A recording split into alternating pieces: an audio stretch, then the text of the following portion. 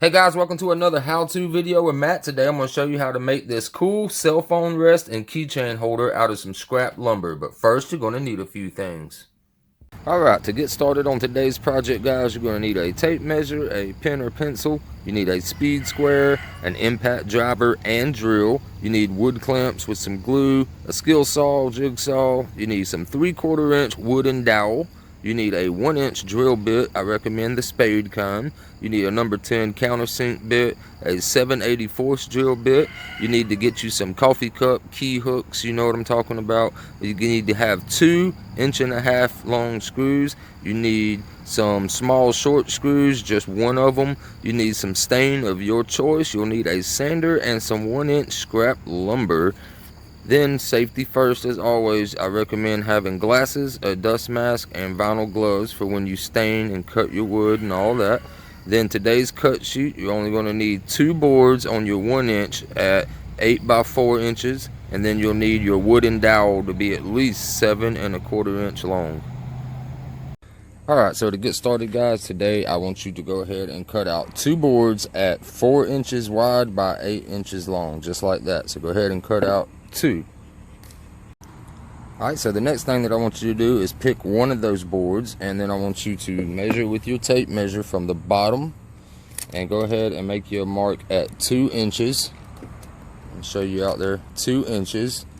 Go ahead and use your speed square, square that line across. Right, then what I want you to do is take your speed square, come up to the top right there, and remember this board's 4 inches wide, so what we want to do is put a mark at 2 in the center at the very top. And then once you make that mark, take your square right here, you're going to line it up on that middle mark, and you're going to turn your square until you get it lined up perfectly with the end right there. You're going to make that line, then you can flip your square over and do the exact same thing over there, make that line, and that's going to give you our pattern so that we can round the top off. Alright, so then we're going to go ahead and cut this piece out. And remember, you're just cutting these sides out. You want to leave this right here to give it that up and over effect right there, guys. So let's go ahead and get that cut out, and we'll move to the next step. Okay, now that you've got your top part cut out right here, guys, what you need to do is just kind of look at it, see which side you like the best. You might like this side a little better, and you might flip it over and decide, hey, I like the way this side looks even better. So just kind of work with it a little bit and choose your sides. But once you choose your sides, then what you need to do is just quickly take a little pen or pencil, mark the corner up front, up here, and of course your top on your pyramid part right there. And we're going to take our belt sander and we're going to round these edges off. Like, we're going to make that go from that sharp point like a pizza slice, and we're going to make it nice and round right there.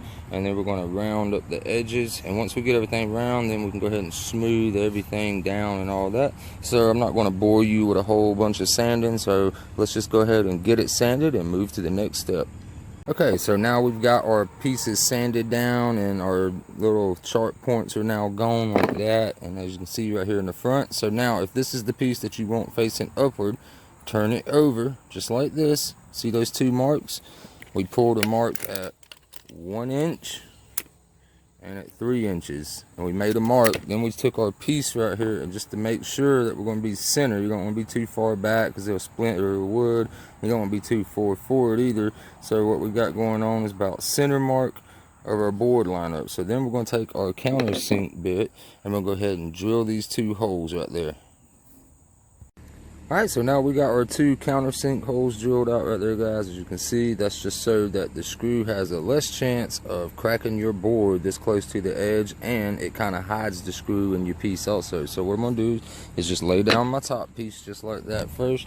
Then I'm going to take my piece and make sure my holes that we made are on the bottom. I'm going to go ahead and line it up nice and straight on this flat table just like this right here. And then I can just take one of my clamps, get it lined up right there with this bar, and go ahead and just, you don't want to have to squeeze it crazy and tight and all that. You just want to kind of keep it in place. So then we can take our 1.5-inch screws and go ahead and screw those in right there. Okay, so we got this piece attached at the bottom with our screws nice and tight and lined up. So now what you need to do, guys, is take your dowel that you got and cut a piece 7 1/4 inches, and that'll be our dowel that we're going to use at the top right here. So go ahead and cut you a piece out 7 1/4. All right, so now that you have your dowel piece cut, what I want you to do is you're going to come up to the top right here, and you're going to check your edges and make sure you're nice and lined up in the middle right there, guys. And you're just going to pull it back just a hair, so that you're not going to harm your edges when we go to drill this hole, right? So what I'm going to do is just kind of bump it up just a little more. All right, so I like it about right where it's at right there. That gives it some room to do its hole. So I'm just going to put a little circle around that. Just like that. So now we know that that's our hole, and then we can take our 1-inch drill bit that you have, get it nice and lined up in the center right there, and then we're going to go ahead and slowly drill out this hole, but you don't want to go all the way through. You only want to go maybe a 1/4 inch down, guys. Alright, so this is what I mean by don't drill it all the way through. As in, you can see we didn't pop all the way through, but we did let our pilot bit come through there, guys. So the reason I did that is that whenever we get our holes drilled out and our little pieces on here, when it's time to join this, we can shoot a little bit of wood glue in there. We can stick our piece right in there, and then we can shoot a screw right there. So the best thing to do now that you got your pilot hole on the other side is to take your countersink bit and just countersink the other side. That way the screw doesn't mess up your wood on this side. So I'm gonna go ahead and countersink this back hole, and then what we're going to do is set this stuff to the side, and we're going to focus on this dowel. We're going to get some holes lined up across. We're going to make a mark where our piece stops, just like this. You're going to go ahead and just put it in there like if it was tightened down. And then what I want you to do is just take your pen or pencil, whatever, just go ahead and mark that so you know not to count that in your measurement. Then we're going to take our tape, we're going to pull from this line to the end, and we're going to come up with a nice pattern evenly spaced out for our hooks, whether that be just 3 hooks or maybe we can squeeze 4 in there. So let's go ahead and do that now. Alright, so there's many ways to mark your dowel, and there's plenty of ways out there and tools especially designed for stuff like this, but I'm going to show you guys out there how I do it without any type of special tools. I just take me a board with a straight edge at the end right here and just lay my dowel down, and then I'm just going to take my pen or pencil and I'm just going to put it so that it puts the pin mark on it, and then I'm just going to come straight across just like that, guys. Look at that. Nice straight line down the middle. Alright, so now we can go and do our measurements. Alright, so now that you have your straight line going across marked and you got your spot marked to how far you drilled it in, you need to measure from that spot right there to the other side over here, guys, right? And so in your case, it just depends on how far you drill down into your block, but in my case right here, I wound up roughly at about 6 3/4 as the dimensions, right? So I divide that in half, and that becomes 3 3/8. I went ahead and made a mark in the center right there, and then from the center I went 2 1/4, made a mark, and then 2 1/4 and made a mark. That'll be my 3 marks that I need to make right there so I can drill those out. So I'm gonna go ahead and drill those now. And you don't want to drill deep, you just want to make a little hole basically, just so it helps when you go to screw in your hooks. So I'm going to go ahead and do that now real quick, guys. Just want to lay it nice and flat. Make sure you're nice and level, going straight down. That's all I needed right there, is just to make a little hole.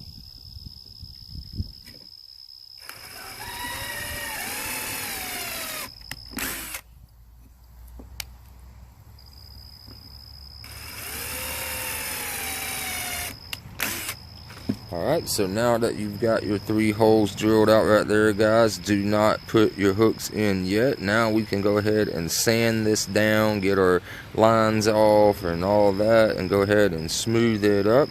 Then what we're going to do is go ahead and stain everything.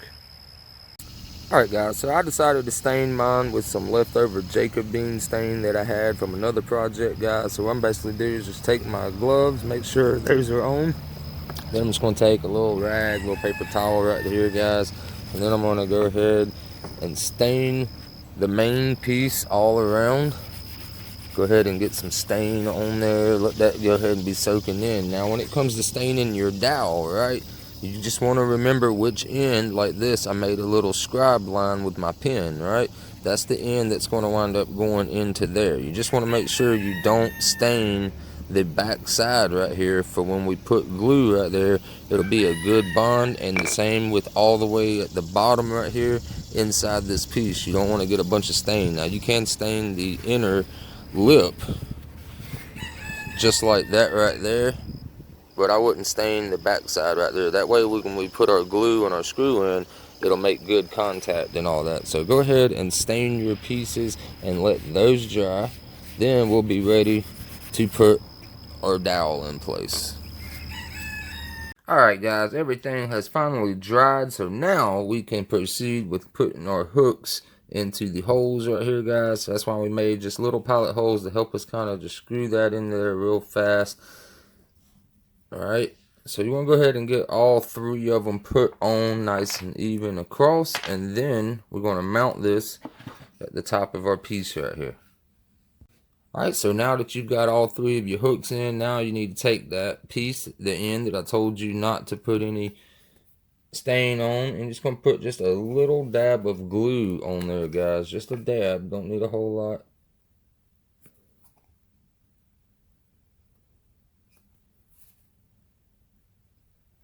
Just about that much right there is fine.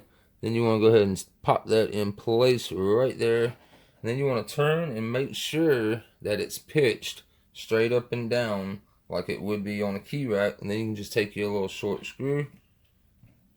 Go ahead and stick it in the end right there. Make sure you got it where you want it. And then screw that back screw into place.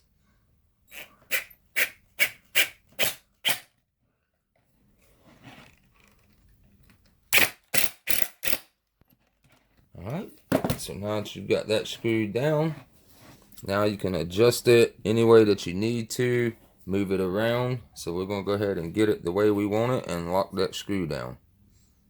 Alright guys, so once you've got your piece installed right here and nice and tight where you want it, you can go ahead and add your key rings and keychains, stuff like that. And you got a nice flat space right here to either put your cell phone or maybe a wallet or something like that. So that's going to do it for this video. Hope you guys enjoyed it. Please hit that like button down below, guys, and subscribe to the channel if you haven't already. I will see you in the next video. Have a wonderful week.